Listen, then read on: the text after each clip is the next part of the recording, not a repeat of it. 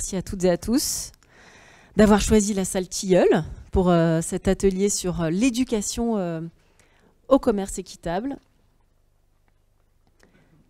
On a un timing assez court, assez challengeant, puisque l'idée c'est évidemment d'entendre les intervenants et intervenantes qui vont vous partager leurs expériences, et puis c'est aussi de pouvoir vous faire participer. Donc en 45 minutes, on va avoir des séquences à chaque fois assez timées, mais on va y arriver. C'est bon pour vous? Super. Donc je me présente, moi je suis Lisa Serrero, je suis la déléguée générale adjointe de la Fédération Artisans du Monde. Pour ceux qui ne nous connaissent pas, celles et ceux qui ne nous connaissent pas, Artisans du Monde, c'est le premier mouvement associatif de commerce équitable en France. Nous, on met en œuvre depuis 50 ans maintenant un triptyque qui nous semble être assez complémentaire, c'est-à-dire qu'on met en place des actions de vente de produits issus du commerce équitable. Donc on a des magasins associatifs un peu partout en France. On met en place des actions de plaidoyer et bien sûr des actions d'éducation au commerce équitable à destination d'un public scolaire, mais pas que. Nous, on entend l'éducation au commerce équitable comme une éducation qui peut se faire tout au long de la vie. Et donc l'idée de cet atelier, c'est donc évidemment de partager les pratiques de nos intervenantes, de pouvoir vous entendre et puis surtout de vous convaincre, pour celles et ceux qui n'auraient pas encore passé le pas, de pouvoir vous convaincre de mettre en place des actions d'éducation au commerce équitable. Je pense qu'on l'a bien entendu ce matin dans les différentes tables rondes, à quel point le levier d'information et de sensibilisation est essentiel pour avoir des citoyens, des citoyennes, des consommateurs et consommatrices qui soient un peu plus au fait de tous les dysfonctionnements, qu'ils soient économiques, sociaux, environnementaux, causés par le commerce dominant. Et comment est-ce que le commerce équitable permet justement de répondre à ces enjeux-là et donc d'avoir dans un pouvoir de citoyens, citoyennes, un pouvoir de consommateurs, consommatrices, un pouvoir d'avoir une alternative concrète et qui change durablement les choses. On va évidemment vous parler de l'éducation au commerce équitable d'abord. Alors c'est quoi l'éducation au commerce équitable? Alors nous on l'a défini avec Commerce Équitable France et puis les membres de Commerce Équitable France dans le cadre d'un programme d'éducation au commerce équitable qui s'appelle Faire Futur. Vous en avez un petit peu entendu parler ce matin. On a élaboré collectivement une charte de l'éducation au commerce équitable. Et donc là, je vous ai énuméré quelques principes de ce qu'on entend par l'éducation au commerce équitable et des valeurs qu'on souhaite diffuser. Alors, l'éducation au commerce équitable, c'est d'abord de rendre visibles les interdépendances et les rapports de pouvoir qui se jouent dans le cadre du commerce international. C'est évidemment de prendre conscience des impacts sociaux, environnementaux du commerce dominant. Et puis surtout, ça permet à chacun, à chacune de prendre conscience de son rôle. On parlait beaucoup du mot pouvoir ce matin. Le pouvoir de chacun et de chacune dans cette mondialisation. Bien sûr, diffuser des valeurs de solidarité internationale, d'équité, de justice sociale et d'écologie. Et puis bien sûr, c'est de faire émerger cette alternative qu'on propose, donc le commerce équitable. Donc on n'est pas uniquement dans la dénonciation de ce qui ne marche pas, on n'est pas uniquement dans une posture critique, mais on est véritablement dans une posture qui amène aussi une solution. Donc on a une alternative concrète. Alors, le commerce équitable, on peut comprendre un petit peu les bénéfices que ça apporte, mais l'éducation au commerce équitable, c'est depuis longtemps inscrit dans la loi. Alors, d'abord, il y a eu cette définition internationale du commerce équitable qui date de 2001 et qui mentionnait déjà la question de la sensibilisation des consommateurs et des consommatrices. Et puis en France, la fameuse loi ESS de 2014, qui a donc parmi les principes qui sont énoncés, cette obligation des entreprises faisant publiquement état de l'appartenance au commerce équitable de mener des actions de sensibilisation et d'éducation. Voilà, donc si on a aujourd'hui envie, comme on le dit souvent, que le commerce équitable devienne la norme, eh bien on a besoin de la participation de toutes et tous, de toutes les structures, que ce soit des acteurs économiques, associatifs, institutionnels. En tant qu'acteur associatif, dans le cadre de Faire Futur, évidemment c'est notre rôle premier, mais on considère qu'on a besoin de la participation de toutes et tous pour pouvoir y arriver et de pouvoir démultiplier un petit peu notre force de frappe. Donc c'est l'objet de cet atelier. Pour vous parler évidemment un temps d'autopromo inévitable, Artisans du Monde, donc depuis 5 ans, on va fêter nos 50 ans l'année prochaine, on crée régulièrement des outils pédagogiques qui nous permettent de faire prendre conscience des dysfonctionnements et puis faire émerger le commerce équitable à travers des animations qui soient ludiques, participative, inspirée d'éducation populaire. Nos 2500 bénévoles interviennent auprès d'un public scolaire, dès la maternelle parfois, et puis jusqu'au public étudiant, à travers des jeux, à travers des rencontres avec nos partenaires qui viennent de pays du Sud plusieurs fois par an, des projections débats, des petits déjeuners équitables, des dégustations, voilà, toutes sortes d'animations qu'on peut faire pour sensibiliser tous les publics au commerce équitable. Artisans du Monde, on porte aussi un dispositif qui s'appelle les Jeunes en Action pour un commerce équitable. Donc ce sont des élèves de collège et de lycée qui vont mettre en œuvre et être vraiment aux manettes pour pouvoir mettre en place des actions de vente, d'éducation, de plaidoyer en faveur du commerce équitable au sein de leur établissement et puis pourquoi pas au-delà de l'enceinte de l'établissement. Donc on a plusieurs groupes JAS un peu partout en France. Et puis enfin, on est certifié Calliope, donc on délivre des formations professionnelles. On a un catalogue de formations qu'on délivre à la fois aux enseignants sur le commerce équitable et sur l'éducation au commerce équitable, mais aussi à toute entreprise de commerce équitable et à des publics d'animateurs et d'animatrices, que ce soit des associations d'éducation à la citoyenneté, des animateurs, animatrices de périscolaire, enfin voilà. Toute personne qui pourrait être en contact avec ces publics. Et donc, on va commencer cet atelier par des présentations de ce qu'on peut appeler des bonnes pratiques. Alors, on a convié 3 personnes qui pourront vous partager un petit peu leurs actions en matière d'éducation au commerce équitable qui nous semblent assez inspirantes. Et donc, on démarre avec les Jardins de Gaïa, avec Nicolas Schaffer, qui est chargé de projet éducation et sensibilisation et qui est aussi formateur à l'école de thé. Et donc, chez les Jardins de Gaïa, vous mettez en place des actions depuis plusieurs années. Alors, quel type d'action est-ce que vous mettez en place ? Quels sont les leviers que vous avez pu identifier en interne pour pouvoir mettre en place ces actions ? Quels sont les obstacles ? Et puis, évidemment, quels bénéfices est-ce que vous estimez retirer de l'éducation au commerce équitable ? Je vous fais une grosse question en une. Ouais, j'allais dire, je ne sais pas si j'ai réussi à retenir toutes les questions, mais je vais essayer de commencer par le début. Et après, tu m'aiguilleras si jamais. Alors, effectivement, je travaille au Jardin de Gaïa. J'ai une double casquette. Je travaille à la fois pour la société, mais aussi pour le fonds de dotation, donc qui est une entité totalement différente. C'est un peu le prolongement de notre volonté de soutenir différents types de partenariats.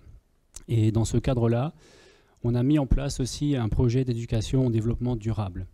Alors vous allez dire, voilà, qu'est-ce que ça fait là le développement durable ? On parle du commerce équitable aujourd'hui.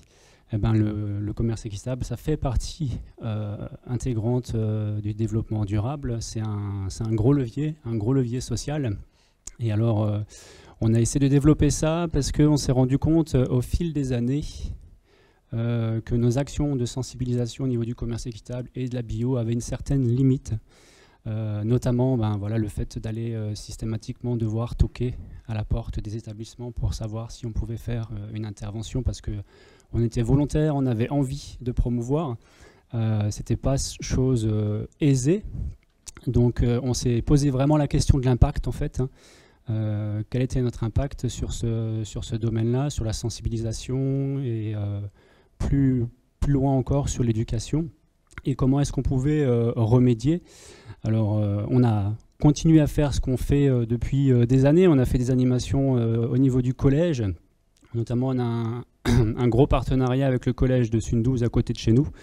Donc, Jardin de Gaïa est une entreprise alsacienne, Wittisheim, dans un petit village de 2000 habitants. Et donc le collège se situe juste à côté, donc on a continué à faire des animations centrées sur le commerce équitable, avec notamment des interventions sur le textile, en coopération avec le Colic au sol, mais aussi avec des outils purement artisans du monde, avec Panic à la Transit School et aussi la mallette cacao. On a travaillé à intégrer aussi le développement durable avec une association avec qui on a créé un partenariat, Machak Vaira, dont là l'objectif c'était vraiment de montrer comment l'homme pouvait s'adapter à son environnement. Donc on a parlé de la Bolivie avec la mise en place de serres semi-enterrées à une haute altitude et l'utilisation de fours solaires. Et on fait évidemment, par la force des choses, des visites chez nous et des dégustations au Jardin de Gaïa avec l'aspect commerce équitable dans notre domaine, donc dans le domaine du thé et des épices. Je crois que tu peux passer éventuellement, Lisa. Deuxième axe aussi au niveau de notre volonté de sensibiliser, c'est un axe grand public en fait, hein, parce qu'on est une entreprise effectivement qui vendons du thé. Alors même si nous avons des aspirations commerciales extrêmement bonnes, nous avons quand même envie de sensibiliser aussi le public lorsqu'il vient chez nous. Donc on essaye de le faire, voilà, évidemment, tous les jours, lorsque les clients viennent chez nous, on a toujours une part, lorsqu'on vend nos produits, on essaye un petit peu de sensibiliser là-dessus. Mais on fait aussi certains types d'événements, notamment un marché de Noël qui a eu lieu la semaine dernière et aussi des journées portes ouvertes en juin pour fêter l'arrivée en fait de nos thés primeurs. Et là, on en profite, on met quelques stands, on invite aussi les copains et on fait une journée vraiment sensibilisation. Mais j'allais dire vraiment sur ces deux premiers points, sur donc la sensibilisation, l'animation au commerce équitable et sur cette sensibilisation grand public, un point vraiment de difficulté et de savoir capter l'attention du public plus que à l'instant T et ce jour-là, et d'avoir vraiment un marquage, d'avoir vraiment quelque chose qui va se créer. Ça, c'est une réelle difficulté. Alors, on a décidé de changer un petit peu de méthode en créant justement un projet bien local avec notre fonds de dotation, donc le projet Planète Arc-en-Ciel, qui nous a permis en fait de créer en partenariat avec donc la commune de Wittisheim et aussi l'école de Wittisheim, de créer un certain nombre d'interventions avec l'aide de différents partenaires locaux aussi, hein, ça peut être des partenaires vraiment historiques tels que la LPO, mais ça peut être aussi donc, des transformateurs locaux en bio comme nous. Donc on s'est fait épauler par ces personnes-là et on a mis en place en coopération avec toute l'équipe différentes thématiques qu'on se tient en fait à suivre. Donc depuis la maternelle, avec les petites sections, moyenne section, grande section CP, là on est plutôt sur une thématique nature au sens large. Et après, avec les CE1, CE2, on va rentrer un petit peu plus dans les détails avec la biodiversité et l'étude des écosystèmes. Les CM1, on est sur l'agriculture durable et la souveraineté alimentaire. Et les CM2 avec la transition énergétique. On a aussi tout un volet transversal avec la solidarité et la coopération qu'on trouve que c'est vraiment important en fait, parce que sans cette solidarité, sans cette coopération, on n'arrivera pas à avancer, parce qu'un point qu'on a pu relever aussi, c'est que pendant quelques années, on avait souvent tendance à pointer du doigt en fait les actions, il faut fermer les robinets, il faut éteindre les lumières. Et au final, c'était pointer des actions en fait individuelles. Et on est vraiment persuadé aujourd'hui que amener un petit peu plus de collectif, c'est ce qui nous permettra en fait de réussir à dépasser le stade de la sensibilisation, qui pour moi, on est à peine au stade où on effleure le sujet, et d'arriver vraiment au stade de l'éducation où là, on va vraiment s'approcher, on va vraiment toucher un petit peu le sujet de plus près. Et on va pouvoir peut-être créer quelque chose, peut-être créer une transformation réelle. Voilà, donc ça rejoint un petit peu ce que je disais tout à l'heure avec le fait de devoir chercher un petit peu plus d'impact. Donc c'est un petit peu ce qu'on recherche. Je ne sais pas si j'ai répondu à tout, Lisa. Alors justement, en tant qu'acteur commercial, économique. C'est vrai qu'on pas forcément évident dans l'esprit de tout le monde de se dire qu'un acteur économique va aller faire des actions d'éducation. Qu'est-ce qui vous a donné l'envie dans l'entreprise de vous lancer là-dedans, et qu'est-ce qui a permis aussi qu'est-ce qui fait, je pense que c'est assez rare d'avoir le type de poste que toi tu occupes, par exemple. Oui, tout à fait. Alors, bon, voilà, c'est une petite aparté. Moi, avant, j'étais donc éducateur, mais dans le sport, éducateur territorial. Donc, j'ai toujours eu cette fibre, entre guillemets, un petit peu voilà, éducative. Et j'ai souhaité aussi un petit peu impulser ça au Jardin de Gaïa. Alors, au départ, tout de suite, on m'a donné les rênes un petit peu avec le commerce équitable et la bio. Et en fait, voilà, je souhaitais vraiment dépasser ce stade-là. Et avec des collègues, on s'est réunis et puis on a essayé de regarder un petit peu, de travailler sur ce sujet-là, voir comment est-ce qu'on pouvait dépasser ce stade de la sensibilisation et avoir un projet un petit peu plus pérenne. Et au final, comme je l'ai dit tout à l'heure, le projet il est sorti de terre avec notre fonds de dotation, par le biais duquel on a créé en fait ce projet Planète Arc-en-Ciel. Donc voilà, c'était une réelle volonté de l'entreprise au départ, mais dans les faits, dans la pratique, ça ne se pratique pas forcément toutes les actions ne se pratiquent pas forcément par le biais de l'entreprise. Voilà. Et quel bénéfice est-ce que vous avez pu identifier à se lancer dans des actions d'éducation? Alors, même si c'est pour l'instant, Lisa, difficile de mesurer l'impact. Hein. On cherche en fait à savoir comment est-ce qu'on va pouvoir faire ça. Mais pour le moment, c'est extrêmement difficile. Par contre, d'une année à l'autre, on est passé d'une dizaine d'interventions à 70 interventions. Donc ça, pour moi, c'est déjà une belle réussite. Il y a une demande très forte. Il y a une demande très forte, ouais. Et bon, après ça, il faut aussi préciser que c'est sur un seul établissement. Donc voilà, on a aussi décidé de se concentrer sur un seul établissement pour le coup. Merci beaucoup.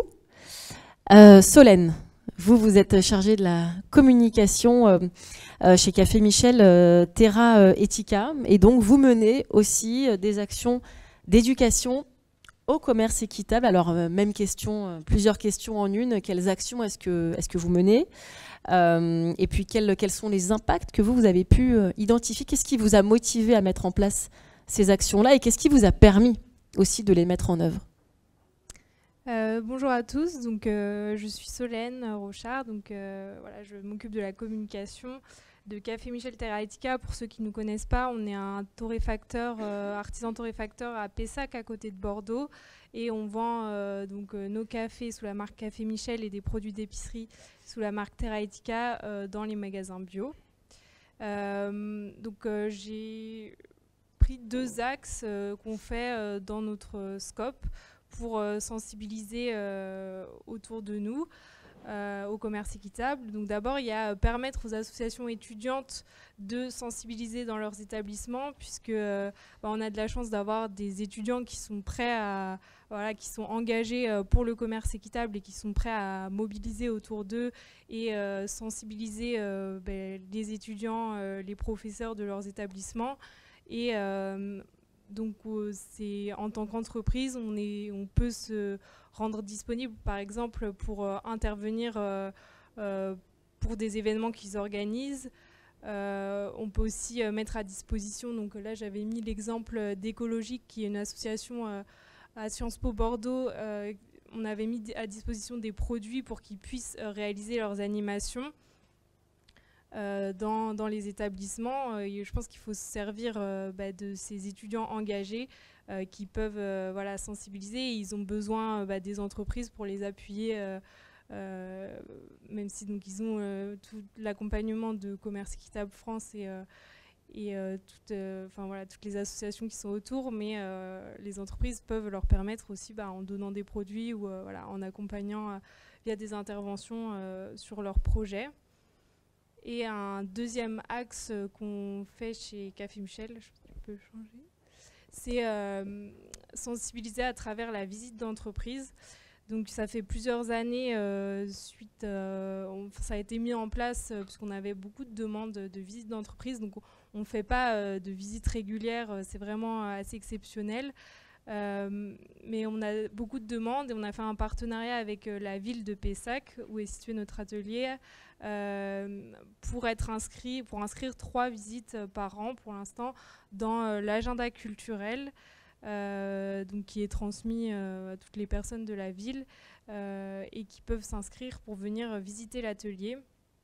Donc c'est vrai que pour l'instant c'est que 3 visites puisqu'on est une petite équipe de 20 personnes et nous on n'a pas de... Enfin voilà, on n'a pas un pôle formation ni quelqu'un qui fait visiter. Vraiment, c'est vraiment les salariés qui transmettent leur savoir pendant ces visites.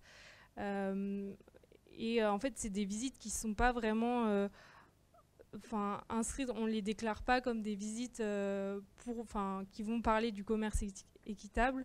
C'est vraiment des visites sur le café.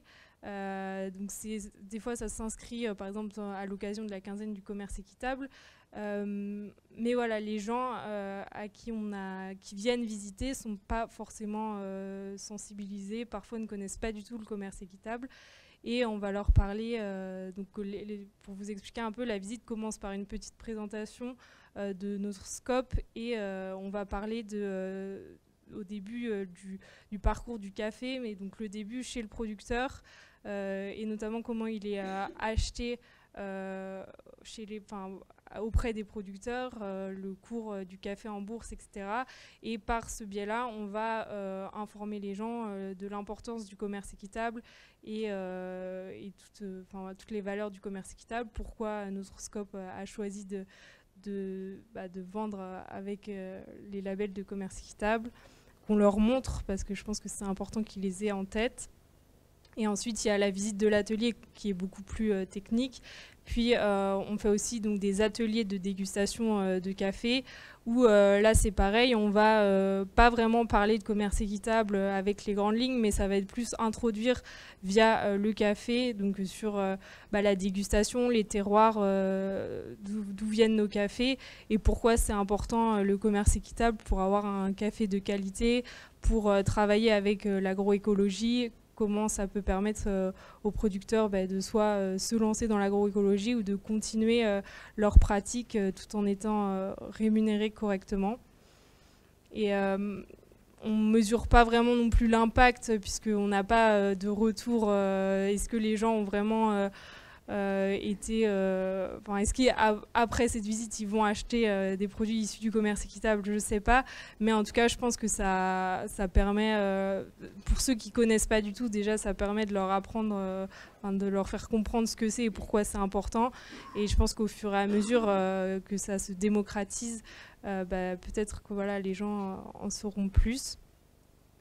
Et après, ce qui est plus difficile pour une petite entreprise comme nous, c'est qu'on n'est pas beaucoup et que ça prend du temps d'organiser ces visites et de faire visiter l'atelier. Il faut que ce soit quand même des personnes qui puissent parler de leur savoir-faire et qui soient disponibles les jours des visites. Et donc c'est ça, je dirais, qui est plus une contrainte pour nous.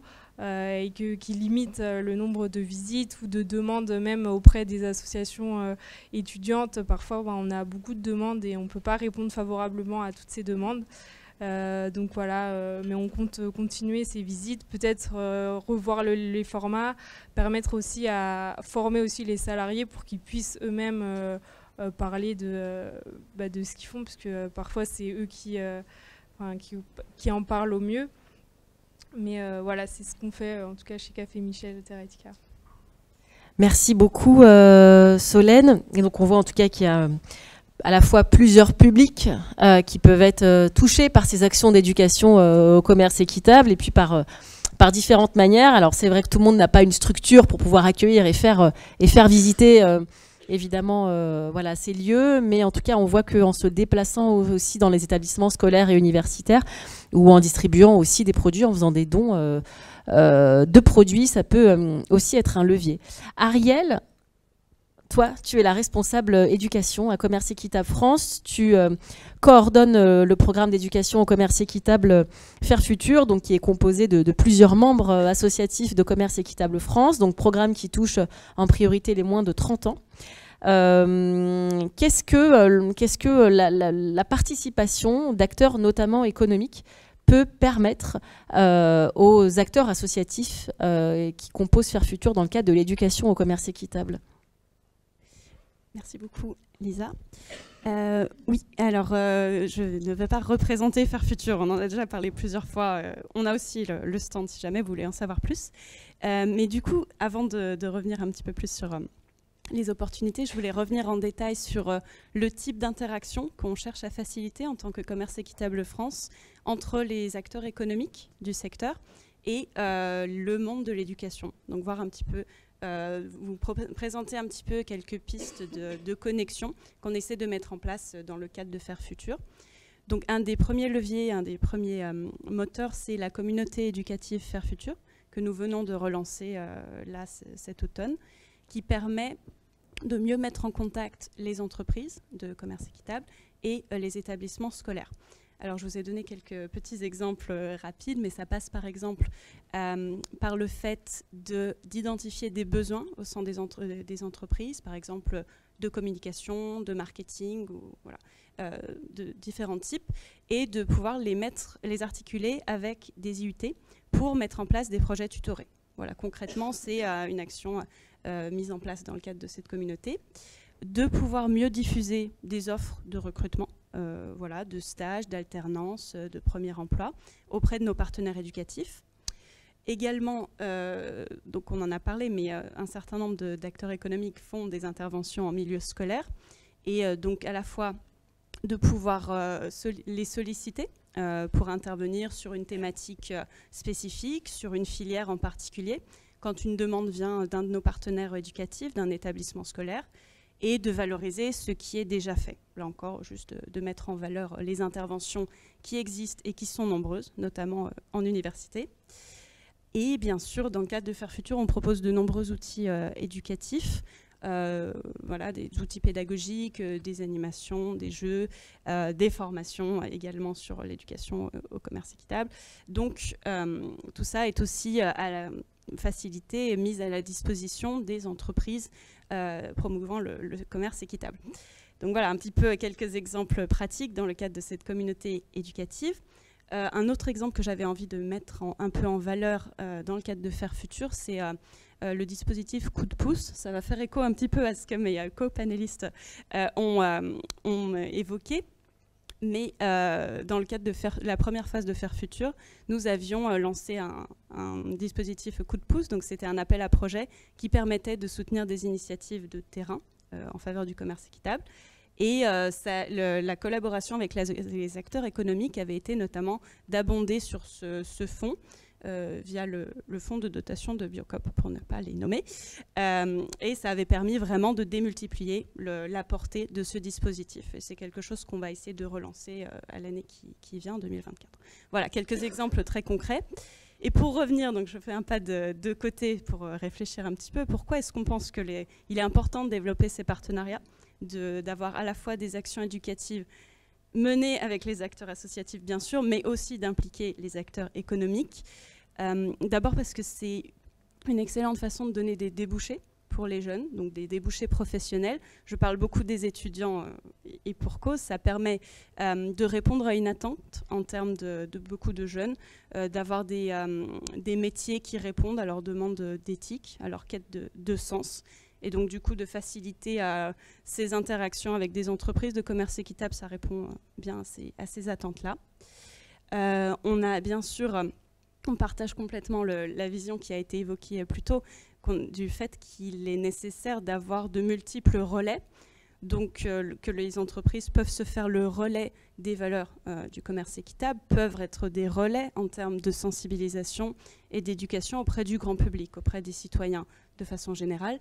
Et donc, ça démultiplie la portée des acteurs associatifs. Donc, chacun a sa pierre à rajouter à l'édifice. Et enfin, donc, on en a déjà parlé, mais les entreprises peuvent soutenir des initiatives qui sont portées par les jeunes. Là encore, on l'a vu avec de multiples exemples, mais ça permet de soutenir des associations étudiantes, ça permet voilà, de leur mettre un peu le pied à l'étrier, pour ainsi dire, de les appuyer avec des dotations, notamment de produits, avec des soutiens financiers via des fonds de dotation, etc. Donc quelques motivations. J'espère ne pas avoir passé. C'est parfait, timing respecté. Merci Ariel. En tout cas, on voit que l'éducation au commerce équitable, et notamment la mission de Faire Futur, c'est de faire jouer un peu les complémentarités entre différents acteurs et de faire un peu office de passerelle entre vous, entre acteurs économiques, entre acteurs institutionnels, acteurs associatifs qui ont notamment des moyens humains aussi plus importants et des compétences aussi plus spécialisées en matière d'éducation au commerce équitable. Une dernière question pour vous trois.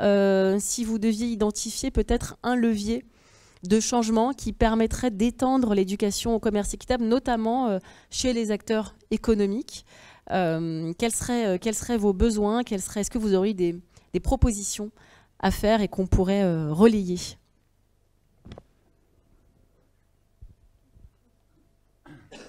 Ouais, donc, moi, comme proposition, je pense qu'il serait important, donc, dans l'élaboration du projet, comme on l'a souhaité, une chose qu'on a identifiée aussi, c'était l'importance de travailler, je l'ai dit tout à l'heure, en coopération.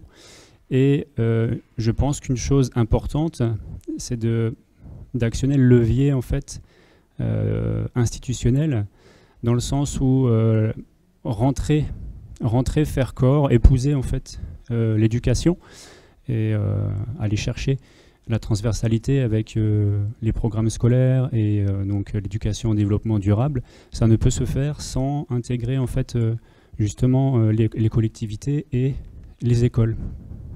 Donc je pense que ça, c'est un facteur important.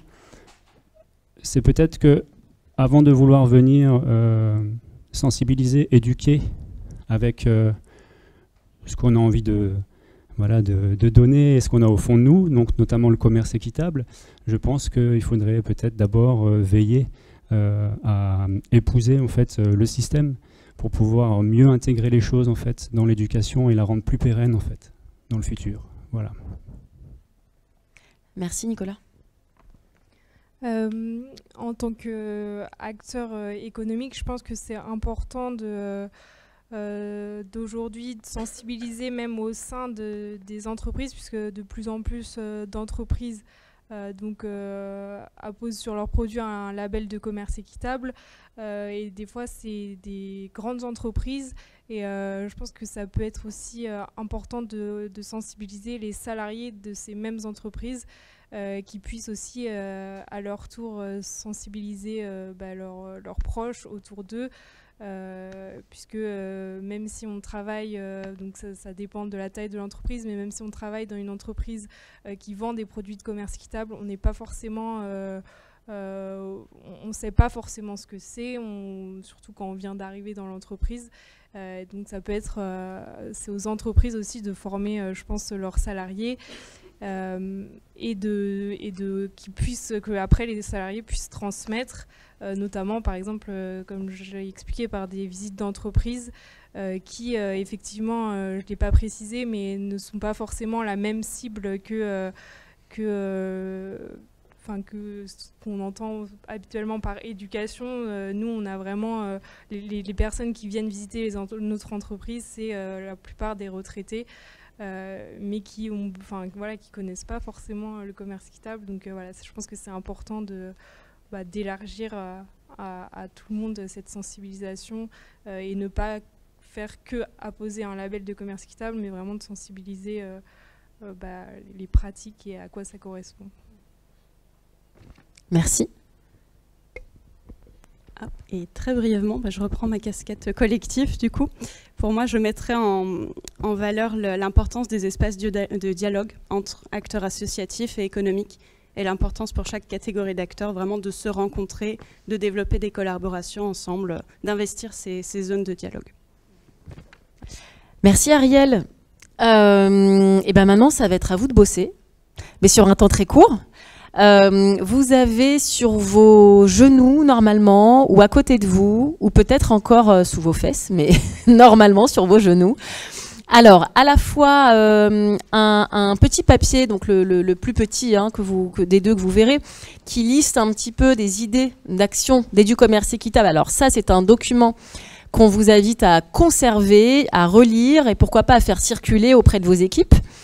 Et puis, vous avez un questionnaire qui est donc la feuille A4 que je vous invite à consulter et à compléter maintenant. En direct, c'est assez court, hein, vous allez le voir, donc ça prend vraiment pas plus de 5 minutes. L'idée, c'est de poser un regard sur des actions d'éducation au commerce équitable que vous pourriez mener. Alors, soit vous en menez déjà, et dans ce cas-là, vous pouvez nous le signaler. Et puis, vous pourriez peut-être avoir envie d'en développer d'autres ou d'en développer tout court. Et ce questionnaire un peu d'autodiagnostic, il vous permet de poser un regard sur à la fois l'intérêt à aller vers l'éducation au commerce équitable, sur les leviers que vous auriez peut-être en interne, et puis les obstacles que vous pourriez éventuellement rencontrer. Et ce questionnaire, on va ensuite le récupérer. Ça nous permettra d'avoir un peu une photographie de ce que vous faites, de ce que vous mettez déjà en place et de ce que vous aimeriez développer pour voir si, en tout cas au sein de Faire Futur, on pourrait avoir un rôle à jouer dans le développement de ces actions. Voilà, donc à vous de jouer. On se donne 5 minutes maximum pour compléter ça. Et puis ensuite, on aura une dernière participation de votre part. Et ensuite, on se quittera pour avoir un petit temps de pause avant le deuxième atelier. Voilà.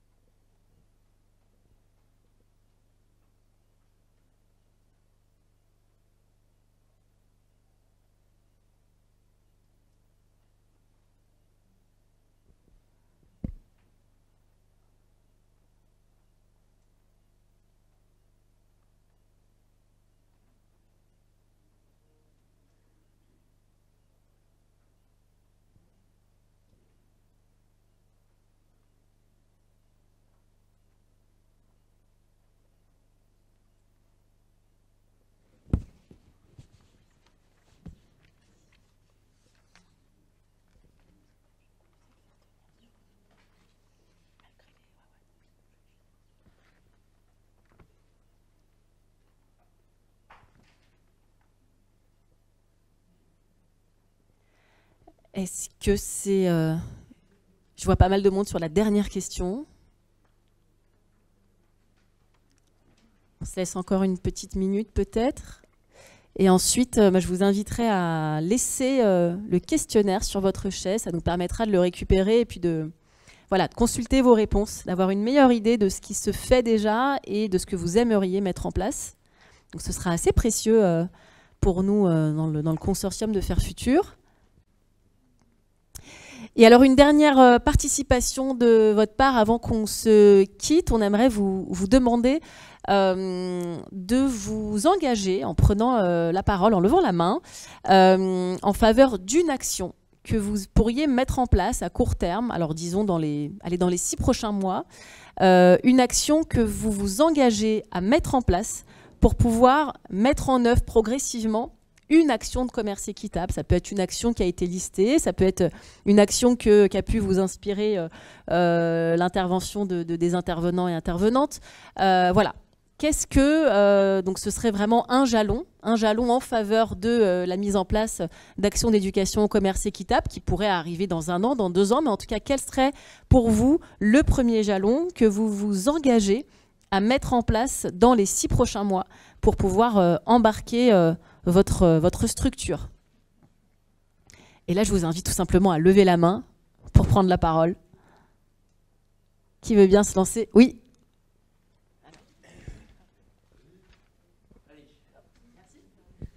Bonjour à tous, Benoît, je suis gérant de 2 magasins Biocop à Concarneau dans le Finistère. Oui, j'ai mis mon pull marin. Non, moi plus concrètement, de manière très concrète, parce que c'est vrai que ces questions-là, je les ai depuis longtemps et c'est toujours difficile de trouver les moyens quotidiens. Qu'est-ce qu'on peut faire? Alors, moi, l'idée que j'ai, c'est... moi, le quotidien, c'est les magasins, donc c'est-à-dire des clients qui viennent tous les jours, mais moi, je pense que le premier front, c'est les équipes magasins. Alors, je suis dans un cas particulier, mais je pense qu'on prend pas forcément assez de temps avec nos équipes, donc peut-être ce serait de se dire, on prend du temps, alors moi je connais quand même un peu bien ces questions-là, prendre du temps avec mes équipes magasins pour leur expliquer ce que c'est le commerce équitable de manière très concrète dans le magasin, en leur expliquant les labels, qu'est-ce que ça veut dire. C'est eux, je pense, de mon point de vue, le premier front auprès des clients mais de manière très simple et très concrète, tous les jours au quotidien, expliquer aux consommateurs qu'est-ce que ça veut dire, c'est quoi le commerce équitable, c'est quoi ce label. Parce que je pense qu'on a un peu de taf là-dessus, parce que encore une fois, même nos équipes, ils ne sont pas toujours, malgré leurs envies, etc., ils ne savent pas toujours bien, ça reste compliqué, beaucoup de labels, c'est pas toujours simple à comprendre. Donc l'engagement, ce serait celui-là, ce serait de dire, prendre un peu de temps concrètement sur le terrain avec les équipes, leur faire le tour du magasin, expliquer les labels, et puis que eux, derrière, soient les relais auprès des consommateurs.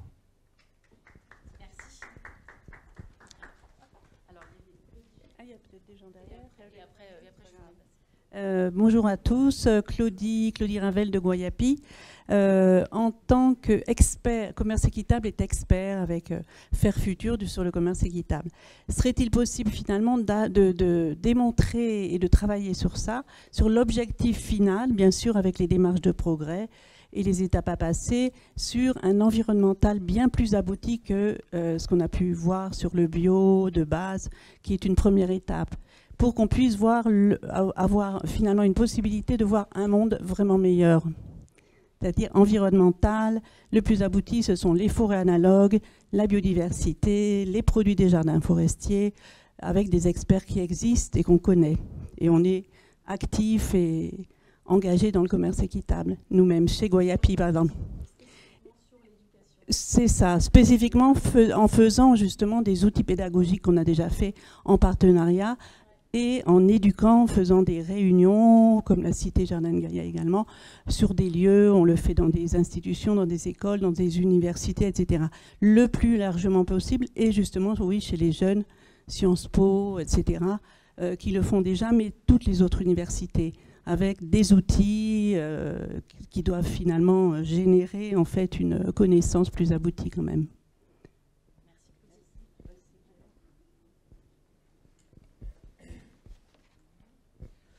Michel Guinard, donc Bretagne Sens. On intervient dans une laiterie à côté de Rennes qui produit des yaourts commerce équitable. Et on intervient, Olga, ouais.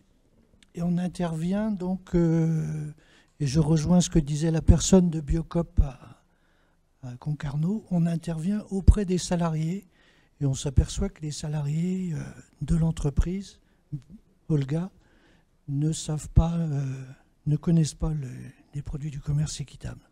Donc depuis 2 années, on fait ça, et une sensibilisation auprès des employés, et ça fonctionne très très bien. Donc je suis tout prêt à aller à Biocop Concarneau pour...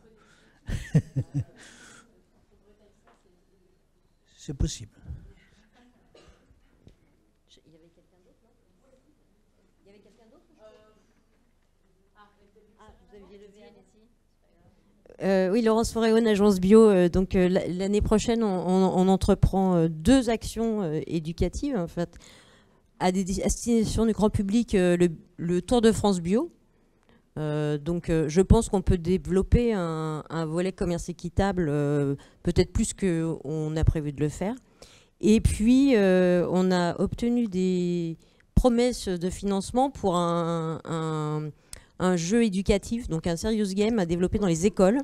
Donc je suis assez intéressée par l'expérience alsacienne, là, parce qu'en fait, il y a la question du public cible, la question d'un outil reproductible, et puis surtout, on essaye d'intégrer effectivement l'éducation nationale en amont, donc ce qui n'est pas encore tout à fait gagné, mais voilà. Donc là aussi, évidemment, nous, quand on présente le bio, on entend toujours le bio local et équitable, mais on ne le dit pas forcément assez, donc c'est peut-être des engagements que je peux prendre aujourd'hui. Voilà.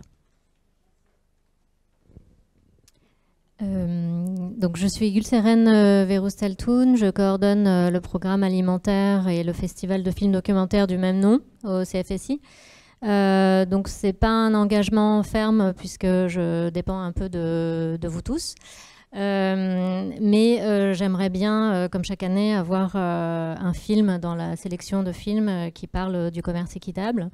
Et c'est vrai quand on n'arrive pas à en trouver qui soient pas des films promotionnels, parce que ça malheureusement c'est pas possible, mais qui soit un film relativement bien réalisé, qui parle du commerce équitable nord-sud, sud-sud, nord-nord, ce serait vraiment idéal. Donc si jamais autour de vous, dans vos organisations, vous faites réaliser ou vous avez entendu parler d'un film qui pourrait parler de ces thématiques, de tous les enjeux autour du commerce équitable, ce serait vraiment génial, puisque nous, on touche quand même plus de la moitié de nos publics, des 90 000 personnes sont des publics scolaires.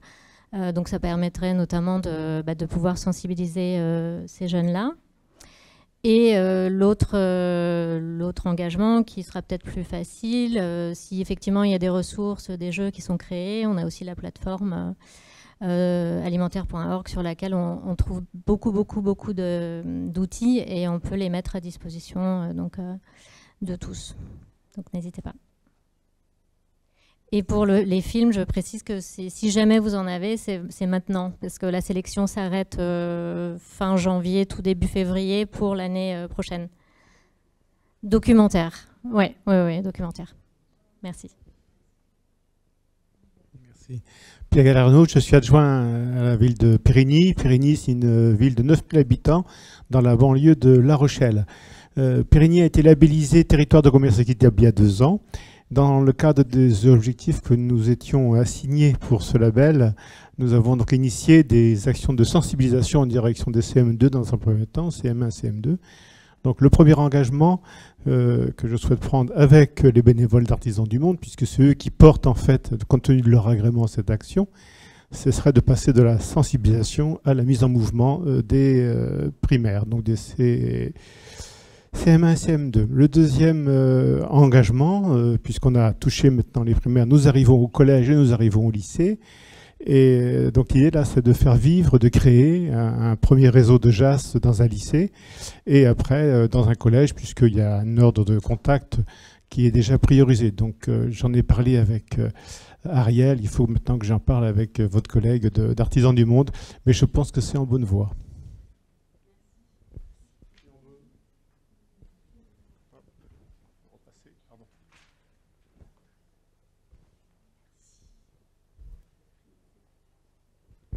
Merci.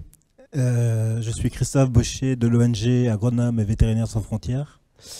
Je suis basé à Lyon et j'étais responsable du programme Équité dont on a un peu parlé ce matin, de 2016 à 2022. Donc ça fait 1 an que je suis en France. Et quand je suis arrivé en France, j'ai été sollicité notamment par certaines universités de Lyon, notamment des doctorants en ESS, pour présenter à la fois le commerce équitable et surtout l'illustrer par des cas concrets, en l'occurrence relatifs à ce qu'on mène avec CEF dans le cadre du programme Équité. Et dans les 2 cas, ce qui a le mieux marché, ce qui est le mieux passé, ce qui a été le plus retenu et assimilé, je pense, c'est les expériences. Et les principes du commerce équitable, parce qu'à chaque fois que je fais un débrief de 10 minutes, c'est des cours de 3 à 4 heures, des interventions de 3 à 4 heures. Et les principes du commerce équitable, je ne sais pas pourquoi, mais j'ai beaucoup de mal à les communiquer. Et donc moi, je suis à la recherche pas de recettes, je sais bien que ça n'existe pas, mais d'outils, de support pédagogique, parce que j'ai l'impression que j'ai pas les bons, ou que c'est moi qui n'ai pas les bonnes compétences. Et pourtant, pour l'avoir fait auprès de producteurs au Sud pendant un petit bout de temps, ça marchait bien, mais auprès des étudiants, ça marche beaucoup moins bien.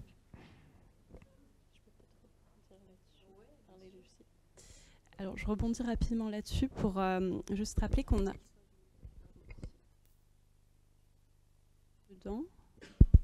Oui, c'est bon ? Bon, je vais essayer de parler un tout petit peu plus fort. Oui, j'en profite pour rappeler que sur le site Faire Futur, on a déjà un certain nombre d'outils pédagogiques. Donc, je vous invite à aller le voir. Si vous tapez Faire Futur, ça va être normalement la première proposition. Et voilà, vous pouvez regarder un petit peu ce qui existe, notamment pour les publics étudiants. On a rassemblé certaines ressources et n'hésitez pas à rentrer en contact avec nous aussi pour qu'on facilite peut-être une construction de plus d'outils ensemble. Merci. Est-ce qu'il y a un dernier engagement ou 2 peut-être avant qu'on se quitte ? Oui. Bonjour, je suis Jessica de Bioéquitable en France. Il y a tout un travail aussi sur l'information des producteurs. Nous, on se rend compte aussi sur le terrain qu'il y a pas mal de producteurs qui n'ont pas forcément les notions de commerce équitable, notamment en France. Donc nous, chaque année, on organise avec Faire un monde équitable la journée du patrimoine agricole bioéquitable, c'est très long. Mais ce sont des fermes ouvertes qui, à la fois, sensibilisent les consommateurs qui eux-mêmes rencontrent des producteurs. Donc comme ça, déjà, il y a une espèce de cercle vertueux local et territorial qui se crée.